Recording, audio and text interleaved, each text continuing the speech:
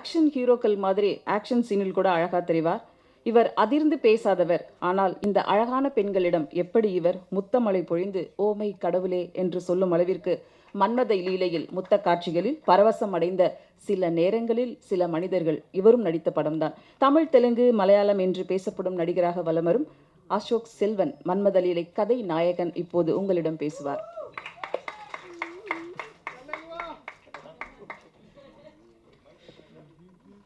Mic எதுவும் பண்ண மாட்டேன், கவலைப்படாதீங்க. எல்லாருக்கும் வணக்கம். நம்ம true technician by heart. So எனக்கும் மேடை பீச்சு கொஞ்சம் இது. பட் எங்கேருந்து ஆரம்பிக்கணும்னு ஆசைப்பட்றேன்னா 2007 ஏப்ரலில் வந்து 12th போர்டு எக்ஸாம் முடிச்சுட்டு ஃப்ரெண்ட்ஸ் எல்லாம் வந்து ஒரே ஃபீலிங்ஸில் பிரிய போகிறோம் அப்படின்னு நினச்சிட்டு இருக்கும்போது வந்து சென்னை 28 எல்லோரும் போய் படத்தில் உட்காந்தோம்.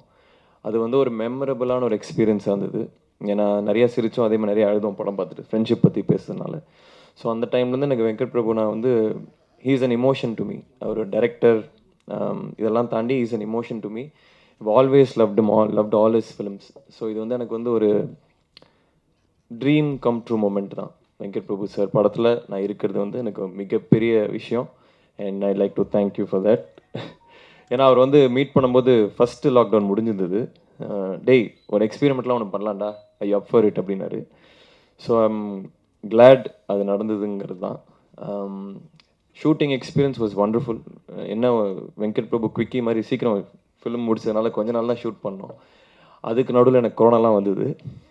அந்த கொரோனாவில் கிஸ் பண்ணதான் அந்த கிஸ்லாம். ஆனால் இதை பற்றி எழுதாதீங்க.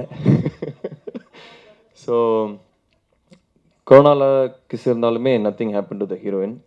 So no women were harmed during the process. Disclaimer போட்டுக்கிறேன். So anyway after the teaser release சில பேர் கேட்டாங்க ஏன் இந்த மாதிரி படம் பண்ணணும் அப்படின்னு. பட் எனக்கு படம் கதை எப்படி இருக்குன்னு தெரியறதுனால எனக்கு தெரிஞ்சுது இதில் எந்த ஒரு பேட் இன்டென்ஷனும் இல்லை. நிறைய இன்னசென்ஸோடு இருக்கிற ஒரு மாட்டிக்கிற ஒருத்தனோட கதை தான் இது. அந்த ஸ்டார்டிங் ட்ரெய்லரில் வந்த மாதிரி எல்லா ஆண்களும் ராமர்களே மாட்டிக்கொள்ளும் வரை இப்படிக்கு மாட்டிக்கொண்டவர். ஸோ அதை பேஸ் பண்ணி தான் அந்த படம். எந்த வகையான ஒரு தப்பான இன்டென்ஷனில் இது காமிக்கணும், சஜஸ்டிவ் அப்படி சொல்லணும் அப்படிலாம் இல்லாமல் it's direct full and full comedy தான். It's 100% entertainer. ஸோ பீப்புளுமே அந்த எக்ஸ்பெக்டேஷனில் வந்தால் இது வந்து கண்டிப்பாக மீட் பண்ணும். நான் என்னை வந்து கண்டிப்பாக ஒரு நடிகராக மட்டுமே தான் ஐடென்டிஃபை பண்ணணும்னு ஆசைப்பட்றேன். ஸோ இந்த மாதிரி ஒரு இமேஜ் வச்சுக்கணும், இந்த மாதிரி படங்களை இந்த நேரத்தில் பண்ணணும் அப்படின்னு எதுவுமே இல்லை. நல்ல கதைகள்லாம் பண்ணணும், நல்ல டைரக்டர்ஸோடு பண்ணணும் அப்படிங்கிறது மட்டும்தான் என்னோட விஷு. அண்ட் அதை நோக்கி தான் நான் போயிட்டுருக்கேன். ஸோ இதுக்கு முன்னாடி ப்ரெஸ்ஸில் கேட்ட மாதிரி இந்த டைமில் இந்த படம் பண்ணணும், அந்த டைமில் அந்த படம் பண்ணணும்னு எனக்கு அப்படி ஆசை இல்லை. ஸோ இந்த படத்துக்கு எனக்கு வாய்ப்பு கொடுத்த Rockfort entertainment, K V Sriram, Venkat பிரபுனா இவங்க எல்லாத்துக்குமே எனக்கு நன்றி. And wonderful working with all the ladies. It was a tough schedule. கொஞ்ச நாள் எடுத்தாலுமே டஃப் ஸ்கெடியூலாக இருந்தது. எந்த வித கம்ப்ளைண்ட்ஸ் இல்லாமல் we all worked really hard and I'd like to thank everybody in the team. தமிழுக்கு welcome to the industry.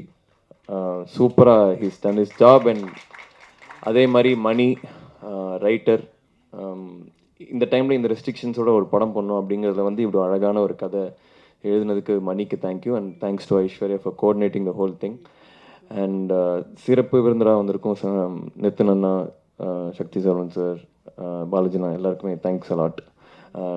D Saravanan sir, T Siva sir, நீங்கள் சொன்னது எல்லாமே எனக்கு வந்து made my day. So thank you sir, thank you, lots of love to you. Poochi Murugan sir, thank you for coming sir. Thank you, thanks a lot, thank you, thanks.